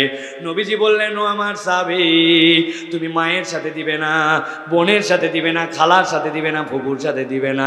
তাহলে বলো তো, তুমি যে আমার কাছে ইজাজত নিতে আসছো, সে তো কারো মা, কারো ফুপু, কারো খালা অথবা কারো বোন, তাহলে কেমনে তারা তোমাকে এই কাজ করার জন্য অনুমতি দিতে পারে? সাহাবীর আকল খুলে গেল, সাথে সাথে বলে ইয়া রাসূলুল্লাহ, ভুল করে ফেলছি, আর কখনো এরকম কথা আমি বলবো না। আল্লাহ নবী তাকে কাছে ডাকলেন, আদর করে টেনে নিলেন, নিয়ে দোয়া করলেন মাথায় হাত দিয়ে, আল্লাহুম্মা ফির যামবা, আল্লাহ আমার এই কিশোর সাহাবী, আমার এই যুবক সাহাবী ভুল করছে, আল্লাহ তুমি তার গুনাহ খাতা মাফ করে দাও। ওয়া তাহির কলবা, তার অন্তরটা তুমি পরিষ্কার করে দাও। ওয়া হাসিন ফারজা, আর তার লজ্জাস্থান, তার যে পুরুষত্ব, এইটাকে তুমি রব্বুল আলামিন শোভামণ্ডিত করে দাও, মানে এইটার হেফাজতকারী তুমি হয়ে যাও। ওই সাহাবী বলছেন, আর অন্যান্য সাহাবীদের অ্যাটিটিউড আর আল্লাহ নবীর দরদ দিয়ে আমাকে বোঝানো, আল্লাহ আমার দিলের মধ্যে এমন এক ঈমান দান করে দিলেন, আমি আমার এরপরের থেকে এরকম হারাম অপরাধ করা তো দূরের কথা, এরকম কল্পনাও কখনো আমার অন্তরে আসে না। কেন এই কথা বললাম? আপনার কাছে একজন আসছে, আপনি বলছেন এই ফজরের নামাজ পড়ছিস? বলছে না ফজর পড়ি নাই, কিন্তু বাকি 4 ওয়াক্ত পড়ছি। আপনি বলতেছেন ব্যাককল কোথাকার, তোর ফজরই নাই, বাকি 4টা দিয়ে কি হবে? আসে না, কথা বলেন, আসে না? ও নামাজ পড়ে, হয়তো একটু মিথ্যা কথা বলে, বলে তুই মিথ্যু, তোর আবার নামাজ কি রে? নবীজি বললেন সাংঘাতিক কথা, আল্লাহ হারাম করছেন, তুমি অতিক্রম করে গেছো, এটা যাও। এটার থেকে বাঁচার কায়দা আছে একটা, কি কায়দা? 60টা রোজা টানা রাখতে হবে রমজান শেষ হওয়ার পরে। ইয়া রাসূলুল্লাহ, যেই ব্যাককল রোজার মধ্যে 1 রোজাতে এই কাম করে, আবার 60 রোজা টানা রাখবে কেমনে? নবীজি বলছেন কথা তো ঠিক, ভারী বিপজ্জনক কথা। আচ্ছা ঠিক আছে যাও, 60 জন মিসকিনকে সকাল সন্ধ্যা খাওয়াই দাও, তাহলে এই গুনাহ মাফ। নিজের সংসার চলে না, আবার 60 জন মিসকিন খাওয়াবো কেমনে? আরে অপরাধ করে আসছে, 60 মিসকিন খাওয়াতে পারবে না, রোজা রাখতে পারবে না, কি মুসিবতের কথা বলছে। বসে থাকো ওই জায়গায়, দেখি কি করা যায়। একটুকু বানায় বলতেছি না, বুখারীর মধ্যে আসছে, ওই সাহাবী বসে আছে। ইতিমধ্যে নবীজির কাছে একজন নতুন খেজুর কেটে এক মুঠি ভর্তি করে মাথায় করে খেজুর আনছে। এতগুলা খেজুর নবীজি আপনার জন্য হাদিয়া। নবী করিম সাল্লাল্লাহু আলাইহি সাল্লাম নামলে নবীজির চোখ চকচকা হয়ে গেল। আমার একজন সাহাবী অন্যায় করেছে, 60 রোজা রাখতে পারবে না, আবার খাওয়ানোর মতো সামর্থ্য নাই। নবীজি বললেন এই যে খেজুর আসছে এইগুলা নিয়ে যাও, যে 60 জন মিসকিনকে দিয়ে দাও। বলছি ইয়া রাসূলুল্লাহ, আমি নিজেই মিসকিন, আবার কোন মিসকিনকে দিব? বড় বেকায়দা। নবীজি অন্যদিক ফিরাই হাসলেন, হেসে বললেন এই ব্যাগ কর, এগুলো নিয়ে যাও, যাও যাই নিজেই খাও। সুবহানাল্লাহ। এত দয়া এত মায়া নবী কখনো চান নাই তার উম্মতের উপরে কোনো বিধান চাপায় দেখ। নবীজি মেসওয়াক করা পছন্দ করতেন, তাহাজ্জুদ পছন্দ করতেন, কিন্তু পরপর 2 রাত নবীজি দাঁড়াইছেন, মাথাটা পাঁচিলের বাইরে আসছে, সাহাবীরা দেখে দেখে দাঁড়ায় গেছেন। 3য় রাত্রে নবীজি আর তাহাজ্জুদের জন্য উঠেন নাই। কেন? নবী এইটা করলে যেই নবী আপনার জন্য বিধানের ক্ষেত্রে শরীয়তের জন্য আপনার জন্য দয়া দেখায় গেছে, উম্মত হিসাবে দায়িত্ব হচ্ছে কমসে কম প্রত্যেক দিন ওজিফা হিসাবে ওই নবীর উপরে দরুদ পড়া, ঠিক কি না? 4 নম্বরে নবী করিম সাল্লাল্লাহু আলাইহি সাল্লাম সাহাবায়ে কেরাম থেকে শুরু করে যত মানুষ ছিলেন সব মানুষের প্রতি নবীজি সহানুভূতি ছিলেন। তবে নবীজির সহানুভূতির অন্যরকম একটা লেভেল ছিল শিশুদের জন্য। আজকের মুরব্বী আমরা যারা, তরুণ যুবক যারা, ছোটদের জন্য আমাদের কোনো প্রজেক্ট নাই, ছোটদের জন্য আমাদের হৃদয়ে কোনো মায়া নাই, ঠিক কি না? ঠিক জোরে বলেন নাই, কারণ বোঝেন নাই। ভালো করে বোঝেন। 3টা লেয়ারে কথা বলি, তার আগে একটা আমার কমন কথা আগে বলে নেই। মসজিদের মধ্যে এক ছেলে নামাজের মধ্যে একটু হাসাহাসি করছে, আপনাদের এলাকায় করে না ভাই? করে। এক মুরব্বী নামাজে আছে, তখন উনার তো মেজাজ আগুন হয়ে গেছে। আল্লাহর নামাজ, এই নামাজের মধ্যে এত বড় ডিস্টার্ব করে কোন বান্দর? কি বলছে ভাই? কোন কথা বলেন? কোন? আত্তাহিয়াতুর বৈঠকে আছে, আত্তাহিয়াতু লিল্লাহি ওয়াস সালাওয়াতুত তাইয়্যিবাতু, এটা মনে হয় পাশের বাড়ির রফিকের বেটা হতে পারে। আসসালামু আলাইকা আইয়ুহান নবী, খালি নামাজ শেষ হোক তো দেখাচ্ছি আল্লাহুম্মা সাল্লি আলা মুহাম্মদ। হুজুর দেখে আজকে বড় বড় লম্বা করতেছে, খালি বেয়াদব আবার হাসছে। আল্লাহুম্মা ইন্নী যালামতু নাফসি যুলমান কাসীরা পড়ার পরে তাড়াতাড়ি করে শেষ করছে, কারণ অত সাঁটানো লাগবেই, কিন্তু হুজুর শেষ করতেছে না কেন? হুজুরের কি ঢিল নাকি? এইগুলাও ভাবতে ভাবতে আসসালামু আলাইকুম রহমতুল্লাহ, আসসালামু আলাইকুম রহমতুল্লাহ, সালাম শেষ, মুরব্বী ফায়ার। কে রে আছে না? কার বেটারে এমন ঝাড়ি মারা মারছে, ও নামাজ থেকে গেছে তো গেছে, মসজিদের দিকে আর আসে না। এরকম কতগুলা খাটাস মার্কা মুরব্বী আছে কিনা? আছে কিনা? কোন কোন মুরব্বী আছেন পকেটের থেকে একটা চকলেট বের করে দেখান, দেখান 50 টাকা দিব চকলেট বের করতে বলে, ডায়াবেটিস না থাকলে আছে? বলে হুজুর চকলেট বের করলে কেন 50 দিবেন? ভালো করে খেয়াল করেন। বাচ্চাটা হেসে দিছে, আপনার ডিস্টার্ব হয়েছে, এই কথা সত্য। বাচ্চা হাসবে, এই কথাও সত্য। নামাজ শেষ, বাচ্চারে ডাক দিয়েছেন, দাদু এদিকে আয়। আসছে আপনার কাছে, পকেটের থেকে একটা সুন্দর চকলেট বের করছেন, চকলেট বের করে হাতের মধ্যে ধরাই দিয়েছেন, দাদু এই চকলেটটা নিয়ে মসজিদে হাসতে হয় না, আগামী ওয়াক্তের থেকে যদি না হাসিস, চকলেট এখন একটা, পরের ওয়াক্তে 2টা দিব দাদু, কিন্তু নামাজে আসবি কিন্তু দাদু। হ্যাঁ, খুব ভালো মুসল্লি তুই। ও খুশিতে চকলেট খাইছে। পরের ওয়াক্তে আরো 2 বন্ধুকে বলছে হাসা যাবে না, দাদু চকলেট দিছে, তুইও ভাবি। পরের ওয়াক্তে আসছে, হয়তো একটু হাসছে। 1-2 দিনের মধ্যে আপনার চকলেট খরচ হয়েছে 5টা। প্রত্যেক দিন তো চকলেট দিলে মন ভরে না, পকেটে একটা 5 টাকা দামের কয়েন রাখছেন, কয়েনটা বের করে দিয়েছেন তার হাতে দিয়ে বলছেন, দাদু আর চকলেট 1 টাকা দামের না, যে আইসক্রিম মন চায় 5 টাকা দিয়ে যে কিনে খা, কিন্তু নামাজে আসবি। হঠাৎ করে একদিন আপনি মুরব্বী, মালাকুল মউত আসছে, আপনি দুনিয়া থেকে চলে গেছেন, মসজিদ থেকে ঘোষণা হয়ে গেছে অমুক ব্যক্তি মারা গেছে, বাদ জোহর তার জানাজা করে দাফন হয়ে গেছে। দোয়া করতে সকলকে বলছে, সবাই দোয়া করে আপনার জন্য, কিন্তু আপনি ওই যে 5-10 টাকার চকলেট আর 5 টাকার একটা কয়েন খাওয়ায়া ওর নামাজটাকে মনোযোগী করছিলেন, ওর হাসি বন্ধ করছিলেন, ওর সিজদা দেওয়া শেখাইছিলেন। দুনিয়ার কেউ দোয়া যদি নাও করে, ওই বাচ্চা দুনিয়ায় যতদিন থাকবে আর যতদিন সিজদা দিবে, আপনার কবরে অটোমেটিক আল্লাহ একটা সিজদার সওয়াব প্রত্যেক দিন পৌঁছায় দিবে। কোনোদিন এই প্রজেক্ট নাই, খালি বাচ্চা কাচ্চাকে সাঁটাও, বাচ্চা কাচ্চা বেয়াদব হয়ে গেছে, ডায়লগ এটা, ঠিক কিনা? বললাম মুরব্বী কেন বেয়াদব হয়েছে? কই সালাম দেয় না। বললাম বাবা, নবীজি ছোটদেরকে আগে সালাম দিতেন আর আপনি নিজে সালাম দেন না, উল্টা তারা সালাম দেয় না জন্য আপনি বেয়াদব বলেন। এটা কখনো নবী মুরব্বী উম্মতের ক্যারেক্টার হতে পারে না। খেয়াল করেন, শেষ কথা আমার, নবীজি সাল্লাল্লাহু আলাইহি সাল্লাম মদিনায় আসার পরে হযরত আসমা রাদিয়াল্লাহু তাআলা আনহা প্রথম সন্তান হলো। কি আনন্দ! মদিনার প্রথম সন্তান হিজরত করে আসার পরে নবীজি ডাক দিলেন, বুখারীর মধ্যে বলতেছেন নবীজি ডাক দিয়ে বলেন ওর নাম হচ্ছে আব্দুল্লাহ। আর নবী করিম সাল্লাল্লাহু আলাইহি সাল্লাম বললেন যে তোমার কাছে কোনো খেজুর আছে নাকি, আসমা দাও তো। নবীজি একটু খেজুর নিলেন, নেওয়ার পরে গালের মধ্যে দিয়ে চিবালেন, চিবায়ে লালাটা বের করে আব্দুল্লাহর মুখে লাগাই দিলেন। ইসলামে এই বিধানটার নাম হচ্ছে তাহনিক। বলেন কি কি বলেন? যাদের বাচ্চা হয় নাই অথবা আর বাচ্চা হবে, এই আমলটা করতে হবে।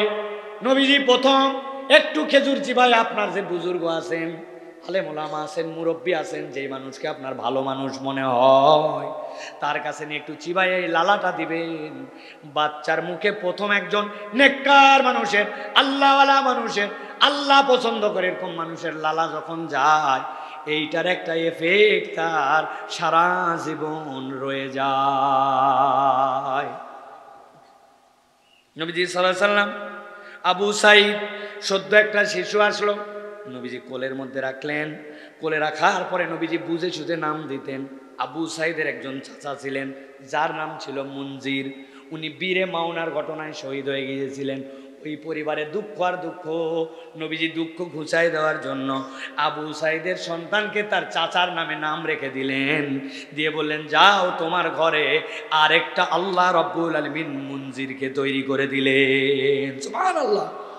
কত কারো নাম রাখেন, সাহাবীদের নামে নাম রাখে না, আল্লাহ নবীর প্রিয় পাত্রদের নামে নাম রাখে না, নাম রাখে উল্টা পাল্টা। আমাদের কাছে এসে বলে হুজুর এমন একটা নাম দিবেন যেই নাম দুনিয়াতে কেউ রাখে নাই। কি মুশকিলের কথা! আমি খেয়াল করে দেখলাম একটাই কেবল নাম আছে, শয়তান। এছাড়া সব নাম রাখা হয়েছে প্রায়, ঠিক কিনা? রাগ করেন না, একটু খোঁচা দেওয়ার জন্য বললাম, খোঁচা দেওয়া উচিত না। আপনি আব্দুল্লাহ ইবনে আব্দুল্লাহ ইবনে আব্দুল্লাহ, দাদার নামও আব্দুল্লাহ, ছেলের নামও আব্দুল্লাহ, আবার নাতির নামও আব্দুল্লাহ। নবী বলছে আব্দুল্লাহ মোহব্বতের নাম, এইভাবে তারা রাখতেন। আর আপনি বলেন আমার পাশের বাড়িতে আব্দুল্লাহ নামে একজন আছে, আর কত আব্দুল্লাহ আছে না ভাই? এই জন্য সাহাবীদের নাম বেছে বেছে নাম রাখবেন। নবীজি সাল্লাল্লাহু আলাইহি সাল্লাম যেই কথা বলবো এইটা বলে শেষ করব। সাহাবীদের মধ্যে থেকে নবীজি ছোট্ট ছোট্ট মানুষগুলাকে কেমনে তাদেরকে মর্যাদা দিতেন। নবীজির কাছে একবার অনেকগুলা হাদিয়া আসলো ইয়ামেন থেকে, নকশা করা অনেকগুলা কাপড় আসলো। এর মধ্যে একটা ছোট্ট চাদরের মতো, যেটা দেখতে শাড়ির মতো এরকম একটা কাপড় আসলো। নবীজি বললেন এই কাপড়টা কাকে পরাই দিব, কাকে পরাই দিব, কাকে পরাই দিব? সাহাবীরা আশায় আছেন কাকে জানি পরাবেন নবী, পরালে তো আমরা সৌভাগ্যবান। নবীজি বলেন খালিদ, আসো খালিদ। আসি। তোমার মেয়েকে ডাক দাও, উম্মে খালিদকে ডাক দাও। সবাই অবাক হয়ে গেল। উম্মে খালিদ এইটুকু বাচ্চা, কেবল 4 বছর বয়স, তারে নবীজি ডাক দিলেন। এত এত আবু বকর, ওমর, ওসমান সবাই, কাউরে ডাকলেন না। নবীজি উম্মে খালিদকে ডাক দিলেন। খেয়াল করেন, নবীজি এরপরে নিজের হাতে কাপড়টি ওই কন্যার গায়ের মধ্যে পরায় দিলেন।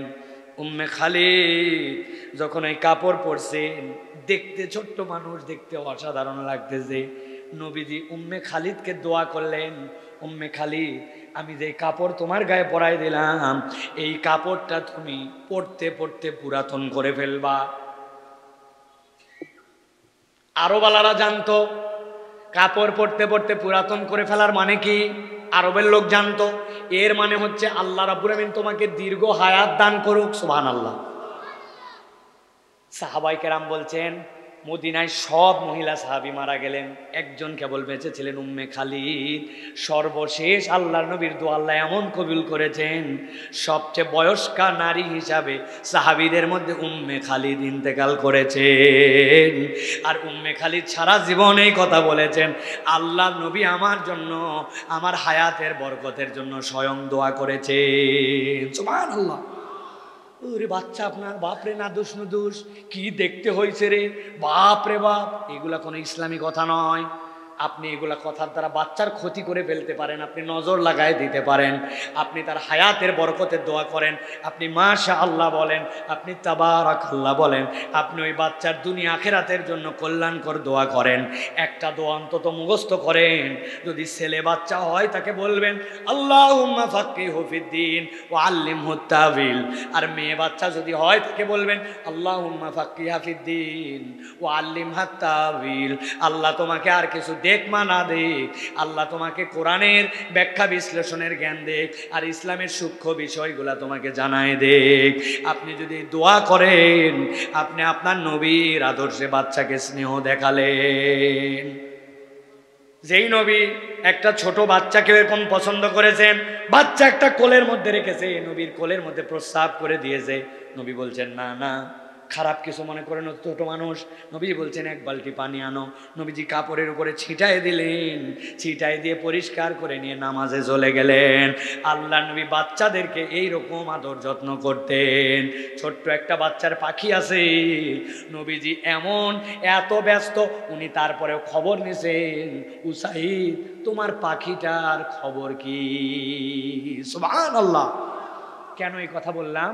যেই নবী বাচ্চাদেরকে এরকম স্নেহ দিচ্ছেন, ওইটা আমাদের মধ্যে আসে না, ঠিক না ভাই? আসবে কিভাবে? মিলেন, মিলান, মিলান, মিলান। ইন্নাল্লাহা, আল্লাহ, ও মালাইকাতাহু ইউসাল্লুনা আলান নবী। আল্লাহর সাথে সম্পৃক্ত হলে কি হবে? কি বলছিলাম, কে বলতে পারেন? আল্লাহর সাথে সম্পৃক্ত হলে হবে আল্লাহ নবীর প্রতি রহমত বর্ষণ করেন। ফেরেশতাদের সাথে সম্পৃক্ত হলে কি হবে? ফেরেশতারা ইস্তেগফার করেন। আর মানুষের সাথে সম্পৃক্ত হলে কি হবে? আল্লাহ যে রহমত বর্ষণ নবীর প্রতি করেন, হে আল্লাহ আমরা ওই রহমত বর্ষণের দোয়া করছি, সুবহানাল্লাহ। যখন বান্দা এই দোয়া করবে, তখন নবীর এই গুণাগুণগুলা আমাদের অন্তরে আসবে। অতএব প্রিয় ভাইয়েরা, আজকে আমরা যেই আয়াতে কারিমার মধ্যে ছিলাম, ওই আয়াতে কারিমাতে আল্লাহ রাব্বুল আলামিন বলছেন যে আমি রব্বুল আলামিন তোমাদেরকে দায়িত্ব দিলাম। সর্বশেষ লাস্ট আয়াতে কারিমা বলে শেষ করি। আল্লাহ বলছেন ইন্নাল্লাযীনা ইউযুনাল্লাহা ওয়া রাসূলাহু লাআনাহুমুল্লাহু ফিদ দুনিয়া ওয়াল আখিরাহ ওয়া আ'আদ্দা লাহুম আযাবাম মুহিনা। আল্লাহ বলছেন জেনে রাখো, আল্লাহ এবং তার রাসূলকে যারা কষ্ট দিবে, আমি আল্লাহ বললাম দুনিয়া আখিরাতে আমি আল্লাহ তাদেরকে জিল্লতির জিন্দেগি দিব। এই কথা বলছেন কে? জোরে বলেন কে? তাহলে আল্লাহর পক্ষে থাকতে হবে, রসুলের পক্ষে থাকতে হবে। রাজি আছি আমরা? বলি তো রাজি আছি। মুখের মিথ্যা তো বন্ধ হয় না, মুখ দিয়ে মিথ্যাও বলি, আবার বলি রাজি আছি। মুখের দাড়িটা রাখা হলো না, কেমনে আবার নবীর পক্ষে আপনি আসেন? টাকনুর উপরে আপনার কাপড় উঠলো না, কেমনে কি রে ভাই? ভেজাল বন্ধ করলেন না, আইল কাটা ছাড়লেন না, মোড়ের দোকানে বসলে গিবত বন্ধ করলেন না, কেমনে? আমি 5টা জিনিসে সবসময় ফোকাস করি। আজকেও শপথ করেন, মুখ থাকবে, মিথ্যা বলবো না। রাজি? একটু বলেন ভাই, রাজি? মুখ থাকবে, গালি দিব না। রাজি? তবে মাঝে মাঝে দিবেন, সব সময় তার বন্ধ করা যায় না। মজা করে মাঝে মাঝে দিয়েন। ওই যে বলে মাঝে, এই হারামজাদা একটা পান নিয়ে আয়। আমি বললাম যে এটা বাপের ঠিক না, আপনি জানলেন দেখ আমার নাতি, তো আপনি নাতি হারামজাদা বললেন। বলছে মজা করে বলছে, বলে না ভাই? ওই যে আমি এক মাহফিলে গেছি, মোবাইলে শুনতেছি, এক বন্ধু বলতেছে, এ শুয়োরের বাচ্চা, হুজুর উঠে গেল, এখনো স্টেজে আসলি না। আছে কিনা? আছে, আছে ভাই, আছে। কথায় কথায় সকল অসভ্য গালি দেওয়া যাবে না। সিবাবুল মুসলিমি ফুসুক ওয়া কিতালুহু কুফর। খবরদার, মুখ থাকবে, গালি দিব না, মিথ্যা বলবো না, গীবত করব না। রাজি? আজকের থেকে দাড়িটা ছেড়ে দিব। রাজি আছেন ভাই? রাজি আছেন ভাই? টাকনুর উপর কাপড়টা উঠায় নেব। রাজি আছেন ভাই? নবী পছন্দ করবে আপনাকে ইনশাআল্লাহ। প্রিয় ভাইরা, আমাদের মাহফিল কামিয়াব হয়ে যাবে। এই যে এতগুলা মানুষ, আপনারা কত গভীর রাত, 11:30 হয়ে গেছে, এত দীর্ঘ কথা বলছি, 2 ঘন্টা হয়ে গেছে, লোক নড়ে না চড়ে না। কারণ এখানে নবীর কথা বলা হচ্ছে। বাড়ির তো প্রত্যেক দিনই বসি, কিন্তু এই সুযোগ তো আগামী 1 বছর আসবে না, ঠিক কিনা? আল্লাহ আমাদেরকে কবুল করুন, আল্লাহুম্মা আমিন। আল্লাহ আমাদের আশা ভরসাকে মকবুল করুন, আল্লাহুম্মা আমিন।